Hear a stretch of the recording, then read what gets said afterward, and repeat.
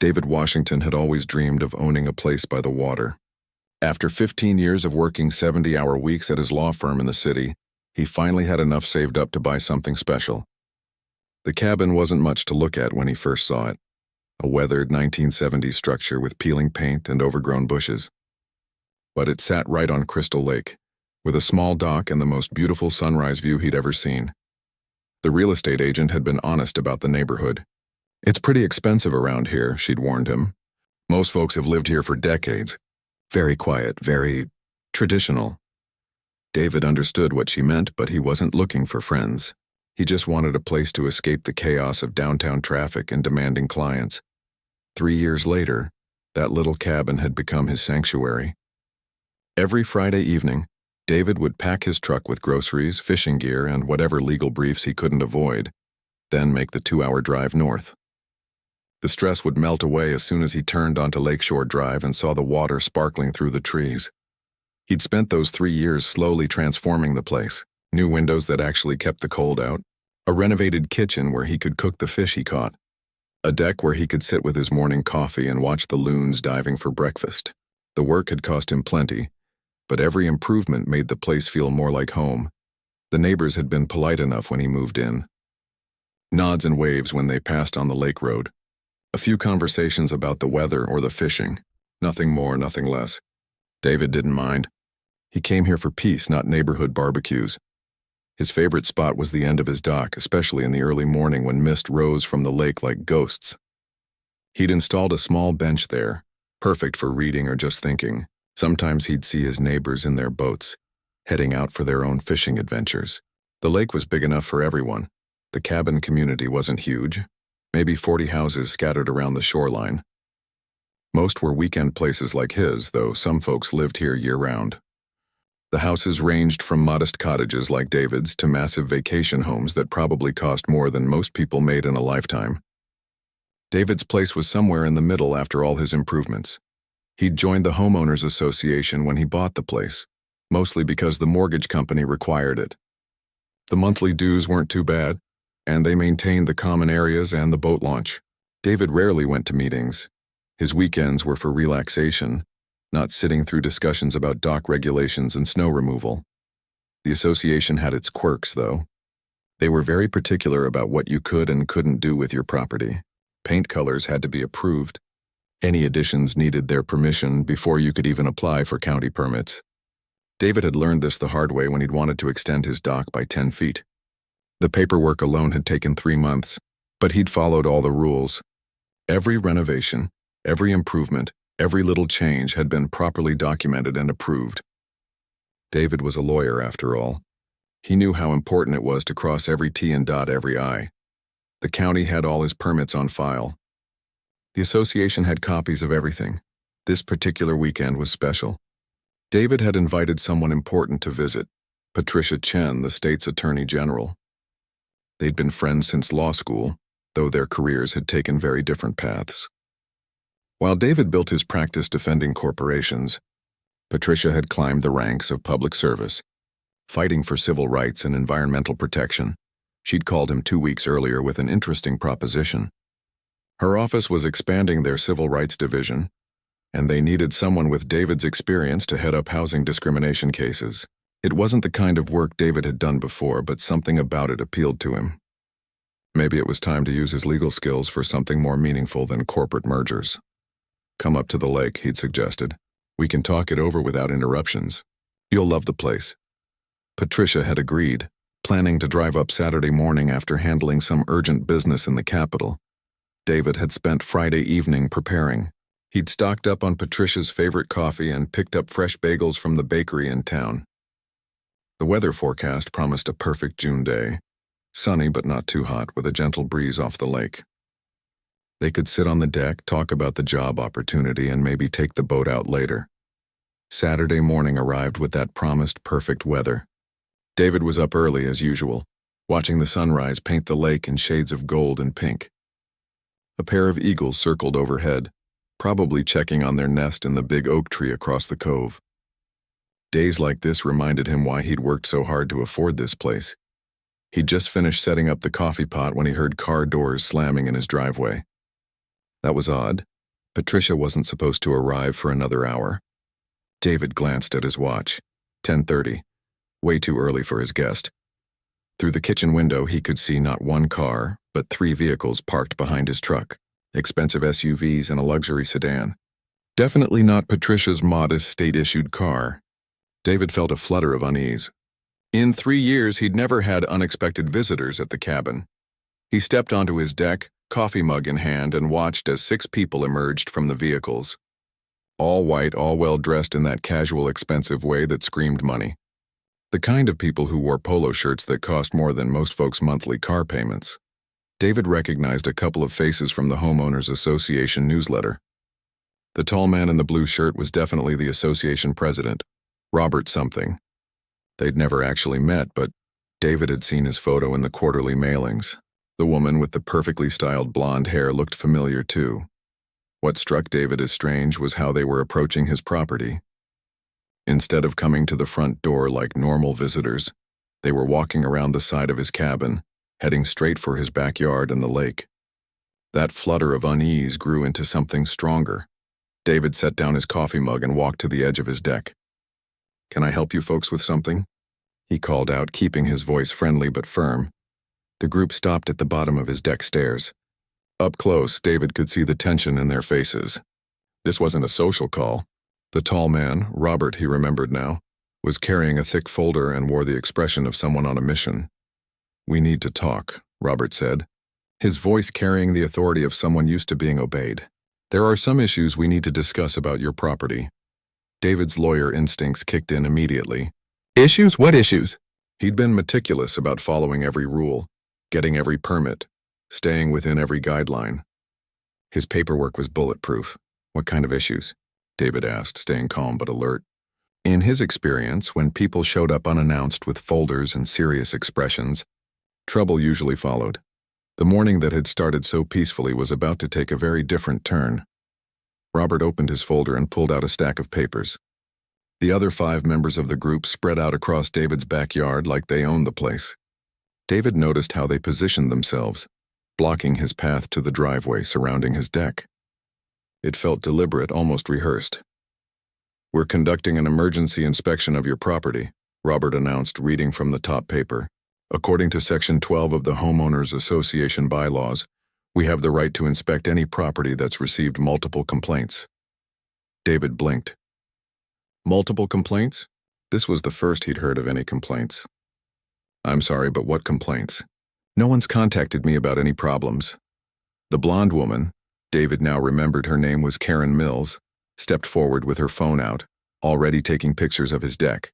"Noise violations," she said crisply. "Excessive gatherings. Unauthorized modifications to the waterfront." "Unauthorized modifications?" David kept his voice steady, but inside he was getting angry. "Everything I've done has been approved by both the county and the association. I have all the permits."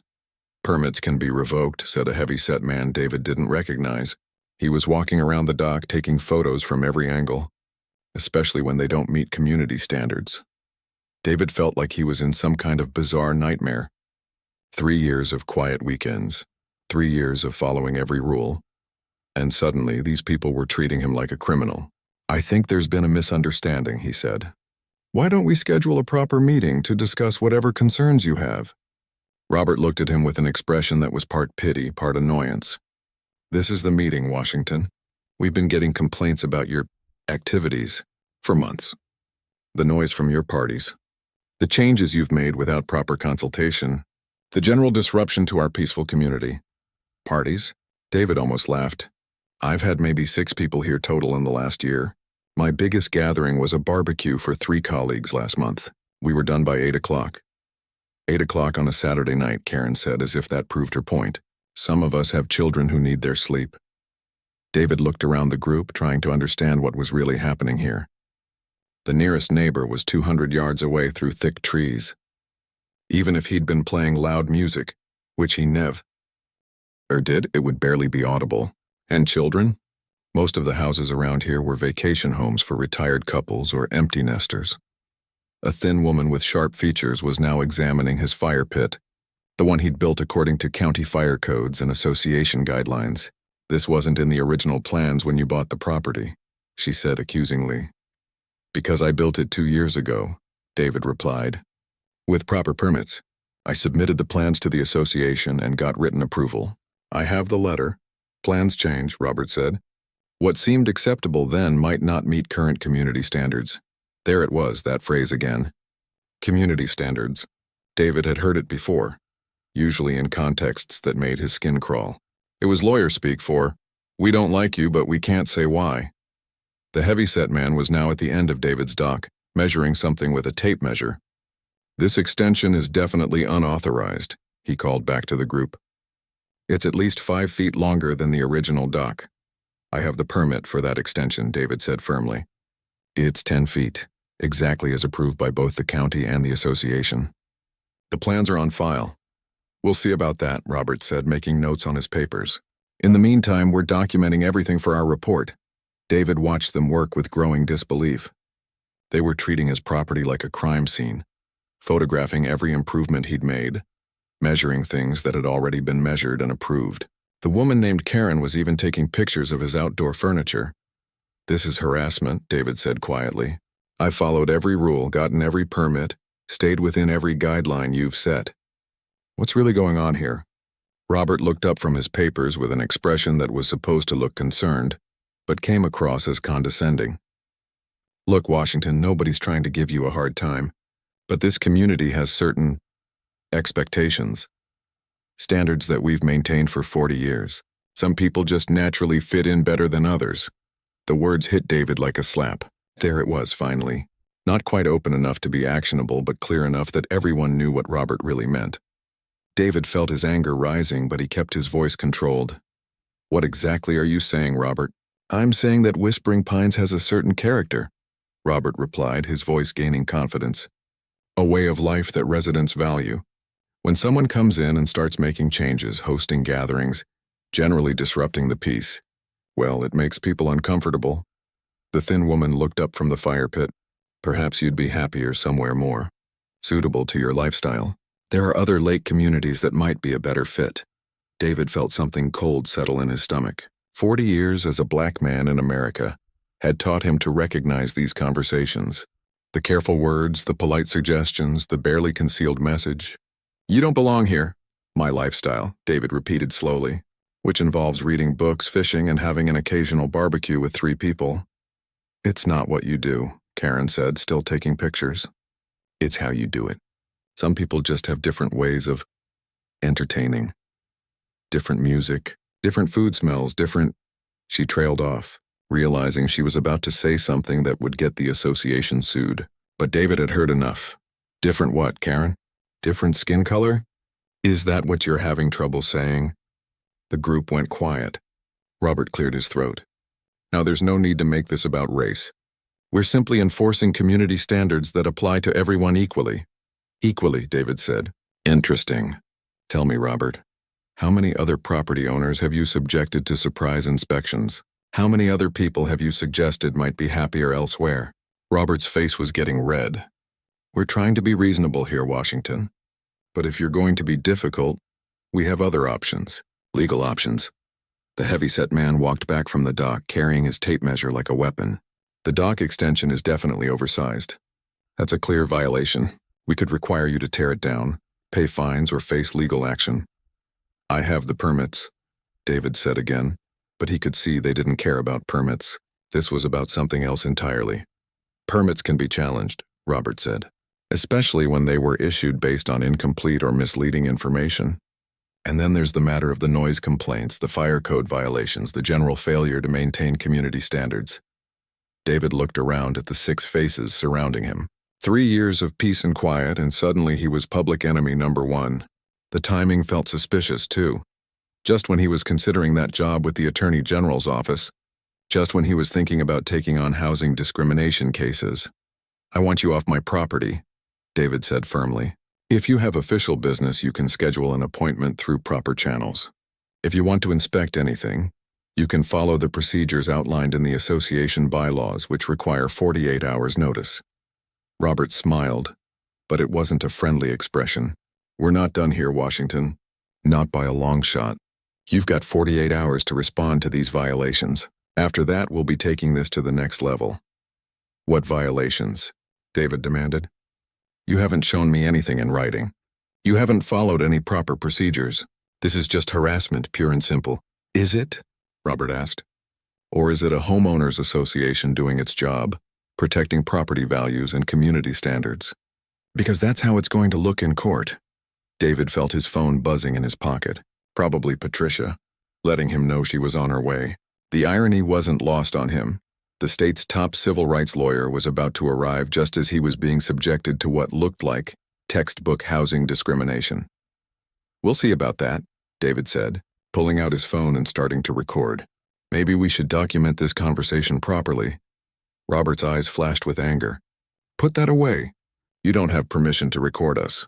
On my own property." David kept recording. "I think I do."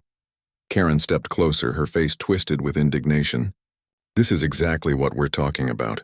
The confrontational attitude, the refusal to work with the community, the immediate assumption that everything is about race." "Is it?" David asked, still recording. "Because from where I'm standing, it looks like 6 white homeowners are harassing the only black property owner in the neighborhood with trumped-up violations and veiled threats." "How dare you?" the thin woman hissed. "We're protecting our investments. Our way of life, from what?" David asked. "From a lawyer who follows every rule and keeps to himself?" Robert stepped closer, his face red with anger. "From people who don't understand what this community represents. People who want to change things that have worked perfectly well for decades." The sound of a car pulling into the driveway made everyone turn. Through the trees, David could see a black sedan with government plates. Patricia was early, but Robert didn't know that. None of them knew what was about to happen. "Expecting more of your friends?" Robert asked sarcastically. "Another loud party?" David smiled for the first time that morning. Something like that. The car door slammed shut with authority. David could hear footsteps on his gravel driveway, measured and confident. Patricia Chen had always walked like she owned whatever room she entered, and apparently that extended to lakeside properties too.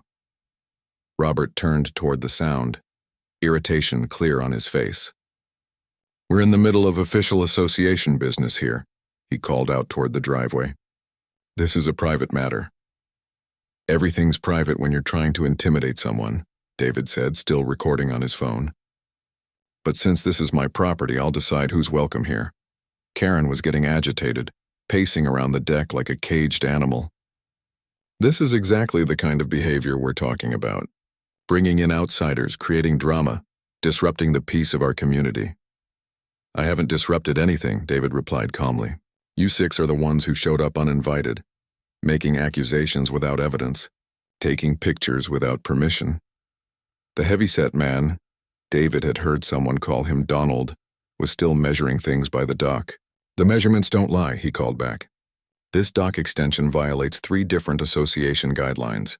"Which guidelines?" David asked. "Quote them specifically." Donald looked flustered.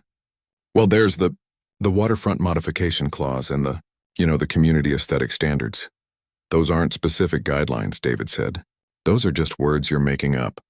Patricia's voice carried across the yard before she came into view. "Is there a problem here?"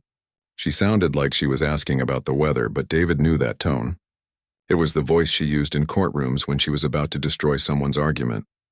"No problem," Robert called back confidently. "Just routine association business. You might want to come back later when we're finished." Patricia appeared around the corner of the cabin and David had to suppress a smile. She was wearing her power suit, navy blue, perfectly tailored with the kind of shoes that cost more than most people's monthly rent. Her briefcase was in one hand and she was scanning the scene with the sharp eyes that had made her famous in legal circles. "Routine business usually involves proper notice and documentation," Patricia said, walking steadily toward the group. "What kind of business are we talking about?" The thin woman stepped forward, trying to look official. "This is homeowners association business, property inspections and violation notices. Are you a resident here?" Patricia smiled, but it wasn't a warm expression. "I'm a friend of David's and a lawyer." "Which association are you with?" "Whispering Pines HOA, Robert said, puffing up his chest. "I'm the president, Robert Whitman. We're conducting a necessary inspection of violations on this property." Violations, Patricia repeated, like she was tasting the word. What specific violations would those be? Karen jumped in, clearly thinking she was dealing with just another weekend visitor. Noise complaints, unauthorized modifications, failure to maintain community standards. We've received multiple complaints. Multiple complaints from whom? Patricia asked. And when were these complaints filed? Robert was getting annoyed with the questions. That's confidential information. We don't have to share our internal processes with every person who shows up. Patricia set down her briefcase and pulled out a business card. Actually, you do when those processes potentially violate federal and state civil rights laws. I'm Patricia Chen, State Attorney General. The effect was immediate and dramatic. Karen's face went white. Donald dropped his tape measure. The thin woman actually took a step backward. Robert stared at the business card like it might explode. Attorney General? Robert stammered. Why are you here? I'm here to meet with David about a job opportunity, Patricia said calmly. But I'm finding this situation very interesting from a legal perspective. Please continue with your inspection. I'd like to observe. David watched the group's confidence evaporate in real time. Suddenly, their bold accusations and threatening tone seemed a lot less appealing when they had the state's top prosecutor watching every move. Maybe we should reschedule, Karen said quickly. Give Mr. Washington time to gather his documentation. Oh, don't let me interrupt, Patricia said. David mentioned you were documenting violations. I'd love to see your evidence. Robert fumbled with his folder, papers scattering in the breeze. Well, we're still in the preliminary stages of our investigation. Investigation, Patricia repeated. That's an interesting word choice. What exactly are you investigating? Donald was now walking back from the dock, clearly hoping to blend into the background. But Patricia's sharp eyes caught his movement. And you are? She asked. Donald Hayes, he mumbled. Association treasurer. Mr. Hayes, I saw you measuring the dock. What specifically were you measuring? Donald glanced nervously at Robert. The extension. It might be too long. Patricia walked over to examine the dock herself. David followed, curious to see what she'd notice. She spent a few minutes looking at the structure, taking pictures with her own phone. This is nice work, she said to David. When did you build it? 2 years ago, David replied. Full county permits, association approval, professional contractor. Everything's documented. Patricia turned back to Donald. What made you think it was too long? Well, it looks bigger than it should be. Looks bigger, Patricia repeated. Did you check it against the approved plans before coming here today? Donald's silence was answer enough. Robert tried to regain control of the situation. Look, Ms. Chen, we appreciate your position, but this is a local matter. Association business. We have the right to enforce our covenants. You absolutely do, Patricia agreed. As long as you enforce them equally and without discrimination. Tell me, how many other properties have you subjected to surprise inspections this year? I don't have those numbers with me, Robert said. Approximate numbers then, Patricia pressed. 5, 10, 20? Robert's face was getting red again. We inspect properties when we receive complaints. And how many complaints have you received about other properties? The silence stretched out uncomfortably. Finally, Karen tried to help. We don't typically get complaints. This neighborhood is usually very peaceful. Usually peaceful, Patricia said. Until David moved in? That's not what I said, Karen protested. But it's what you meant, Patricia replied. Isn't it? David was watching the group fall apart in real time. These people who had seemed so confident and threatening just minutes before were now stumbling over their words, contradicting each other, making excuses. The thin woman tried a different approach. We're just trying to protect property values. When someone doesn't fit the character of the neighborhood... Character, Patricia interrupted. What character would that be? You know, quiet, respectful, traditional. Traditional, Patricia repeated. Meaning what exactly?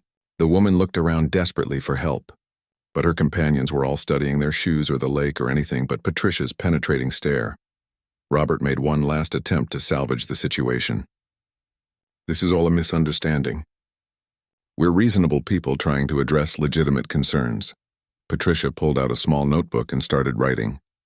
Let me see if I understand your legitimate concerns.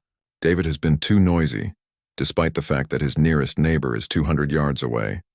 He's made unauthorized modifications, despite having all the proper permits. And he doesn't fit the character of the neighborhood, despite following all your rules for 3 years. When you put it like that, it sounds, Robert started. It sounds like housing discrimination based on race, Patricia finished, which is a federal crime under the Fair Housing Act, as well as a violation of state civil rights statutes. Karen was practically hyperventilating. We never said anything about race. We would never. You didn't have to say it explicitly, Patricia replied. The pattern speaks for itself. Selective enforcement, vague accusations, suggestions that he'd be happier elsewhere. It's textbook discrimination. Donald was edging toward the driveway. Maybe we should go. Let everyone cool down. Actually, Patricia said, I think you should stay. I have some questions about your association's complaint procedures, enforcement policies, and documentation practices. Robert was sweating now, despite the pleasant morning temperature. We don't have to answer questions without our lawyer present. You're absolutely right, Patricia agreed. And when my office opens its formal investigation next week, you'll definitely want good legal representation. The words hit the group like a physical blow. Investigation, federal charges, legal representation. These weren't concepts they'd considered when they'd planned their little intimidation session. Investigation, Karen whispered. Oh yes, Patricia said cheerfully. This is exactly the kind of case my Civil Rights Division loves to pursue. We've been looking for good examples of HOA discrimination to use as precedents. David was trying not to smile. 3 years of peace and quiet, and these people had just handed the state attorney general a perfect case on a silver platter, and they still didn't realize how much trouble they were really in. Patricia opened her briefcase and pulled out an official-looking tablet. The sight of her starting to take formal notes sent visible shockwaves through the HOA group. What had started as their planned intimidation of David was rapidly becoming their worst nightmare. Let's start with something simple, Patricia said, her voice taking on the crisp tone she used in formal proceedings. Mr. Whitman, how long have you served as HOA president? Robert looked like he wanted to run. We don't have to do this now. Without proper legal counsel? You're absolutely right, Patricia agreed. But since you chose to conduct official association business today, and since I witnessed what appears to be discriminatory enforcement, I need to document what I've observed. For the record, she looked around the group with the expression of a seasoned prosecutor who'd just found the smoking gun. Unless, of course, you'd like to explain why this inspection was necessary today, without prior notice after 3 years of Mr. Washington living here peacefully. Karen was wringing her hands.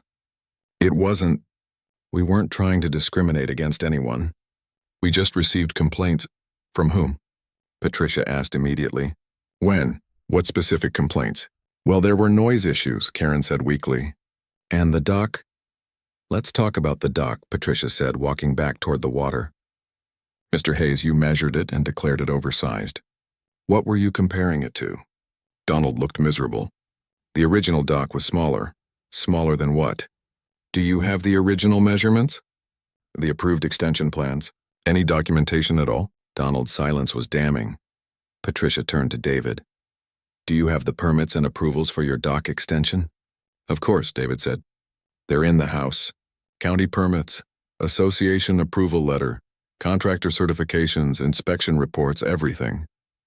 Everything properly documented, Patricia said, making notes on her tablet. Mr. Hayes, did you review any of this documentation before declaring the dock oversized?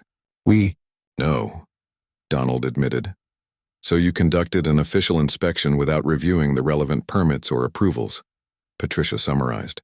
Interesting methodology. Robert was desperate to regain some control. Look, this is getting blown out of proportion. We're neighbors trying to work out a misunderstanding. Neighbors, Patricia repeated. Tell me, Mr. Whitman, how many of your neighbors have you visited unannounced with a 6-person inspection team? Robert's mouth opened and closed like a fish. No sound came out. The thin woman who hadn't been introduced spoke up in a shaky voice. Yeah, we were just trying to be thorough. When there are complaints, what's your name? Patricia asked. Beverly Tucker. I'm on the Architectural Review Committee. Ms. Tucker, what architectural issues brought you here today? Beverly glanced around nervously. The fire pit wasn't in the original plans when he bought the property. Because he built it 2 years later, Patricia said patiently. With proper permits. Was it approved by your committee? I think so. I'd have to check our records. You'd have to check, Patricia repeated. So you came here to cite a violation without checking whether it was actually a violation? The group was falling apart. David watched 3 years of confident neighborhood authority crumble as Patricia systematically exposed the complete lack of procedure, documentation, or legitimate cause for their visit. Donald made another attempt to escape. Maybe we should table this discussion. Meet again when everyone's had time to review the documentation. That's an excellent idea, Patricia said. In fact, let me suggest a timeline. My office will be requesting all HOA records related to Mr. Washington's property, including any complaints, inspection reports, and enforcement actions. We'll also need records for comparable enforcement actions taken against other properties. Comparable enforcement actions? Karen asked weakly. To establish whether the HOA applies its rules equally to all residents, Patricia explained. Basic civil rights law. If Mr. Washington is being held to standards that other residents aren't, that suggests discriminatory enforcement. Robert was sweating profusely now. We treat everyone equally. I'm sure you believe that, Patricia said diplomatically. The records will tell the story. Beverly tried a different approach. We're reasonable people. If there's been a misunderstanding, surely we can work it out without involving lawyers and investigations. Patricia smiled, but it was the smile of a shark circling wounded prey. Ms. Tucker, you brought 6 people to conduct an unscheduled inspection based on undocumented complaints about violations you hadn't verified. You suggested Mr. Washington might be happier living elsewhere. You measured his dock without checking the approved plans. What part of this seems reasonable to you? When you put it like that, Beverly started. I'm putting it exactly like it happened, Patricia interrupted. And it happened in front of a state prosecutor who specializes in civil rights violations. Donald was edging toward his car. We should really go. Let everyone calm down. Mr. Hayes, Patricia called after him. One more question. In your role as treasurer, do you maintain records of all association enforcement actions? Donald stopped walking. Some records, yes. How many enforcement actions has the association taken in the past 3 years? I'd have to look that up. Approximate number. 5, 10, 50? Donald looked at Robert, clearly hoping for rescue. None came. Maybe 5 or 6. 5 or 6 total, Patricia repeated. In 3 years. And how many of those involved unscheduled inspections like today's? Another long silence. Just today's? Patricia pressed. Donald nodded miserably. So in 3 years, the only time the HOA has conducted an unscheduled inspection was today, of the only black homeowner in the community. The words hung in the air like an indictment, because that's exactly what they were. Karen was near tears. It's not about race. We would never. Ms. Mills, Patricia said gently. What you intended doesn't matter under civil rights law. What matters is the pattern of behavior and its discriminatory impact. Robert made one last desperate attempt. This is all speculation. You can't prove discriminatory intent based on one inspection. Patricia smiled that shark smile again. Mr. Whitman, I've been prosecuting civil rights cases for 15 years. Discriminatory intent is rarely this obvious.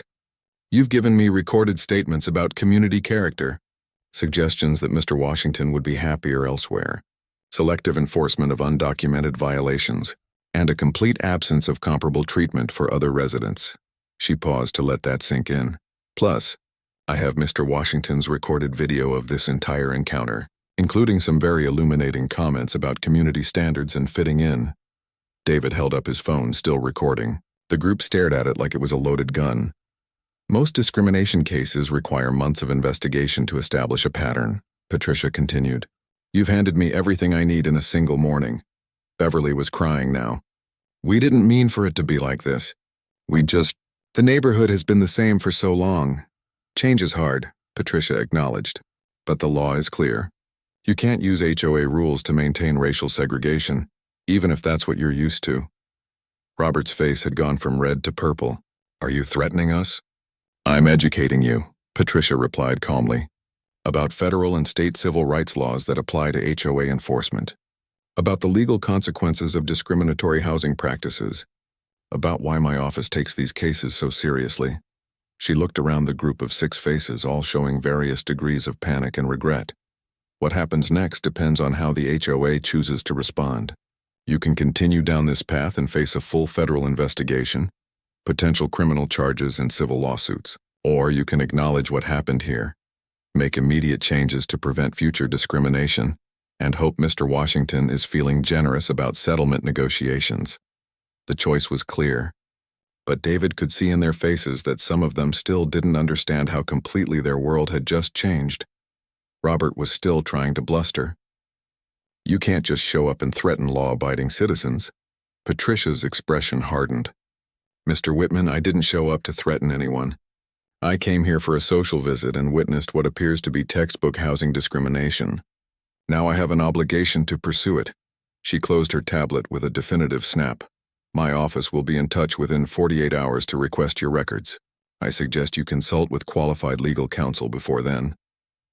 The HOA members looked at each other like survivors of a natural disaster. Their morning of neighborhood enforcement had become a career-ending catastrophe, and they still had no idea how much worse it was about to get. 2 weeks later, David sat on his dock with the morning newspaper spread across his lap.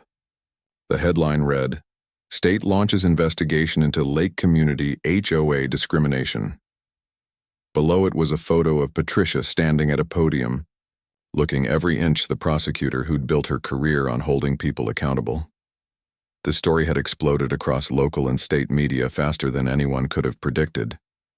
What started as 6 neighbors trying to intimidate one man had become a statewide conversation about housing discrimination and HOA abuse of power. David's phone rang constantly now. Reporters wanting interviews, lawyers offering to represent him, other homeowners sharing their own stories of HOA harassment. The quiet weekend retreat had become the center of a legal storm that was reshaping housing law across the state. Patricia's investigation had moved with stunning speed. Within days, her team had subpoenaed 3 years of HOA records, email communications, and financial documents. What they found was even worse than anyone had expected. The internal emails were devastating. Robert discussing ways to maintain property values by discouraging certain types of buyers. Karen sharing concerns about changing demographics in the Lake community. Beverly questioning whether David's lifestyle was compatible with neighborhood traditions. But it wasn't just David they'd targeted. The investigation uncovered a pattern of harassment against a Latino family who'd bought a house 2 years earlier, only to face constant complaints about their landscaping choices and family gatherings. An elderly Jewish couple had been cited for inappropriate holiday decorations. A young Muslim family had been denied pool access because of security concerns.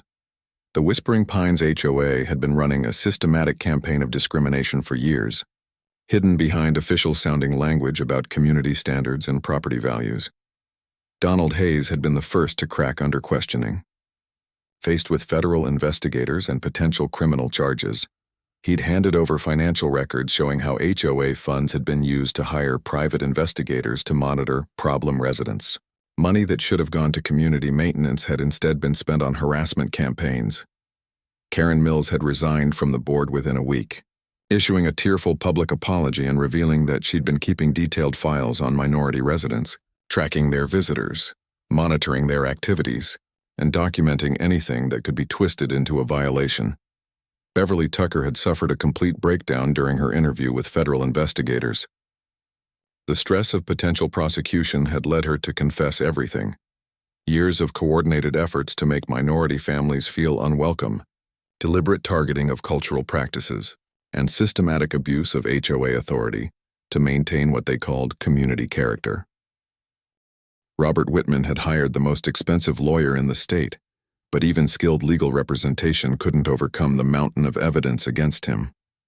His own recorded statements from that morning at David's cabin had been played on every news station in the region. The man who'd been so confident about maintaining neighborhood standards was now facing federal civil rights charges.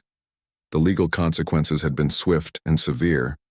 The Department of Justice had joined Patricia's state investigation, bringing federal resources and nationwide attention to the case. The Fair Housing Act violations alone carried potential fines in the millions, plus individual criminal liability for the board members involved. David had filed his own civil lawsuit with the help of the state's most prominent civil rights attorney.